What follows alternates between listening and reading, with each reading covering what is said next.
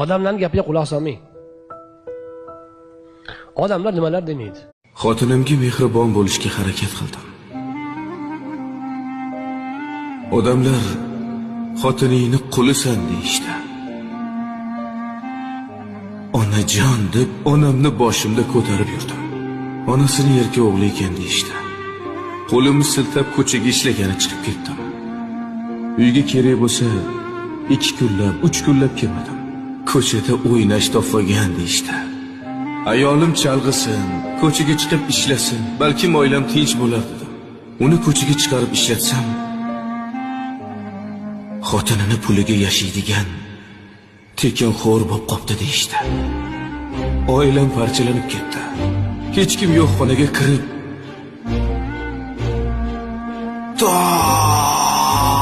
deb baqirib yig'ladim. Odamlar uni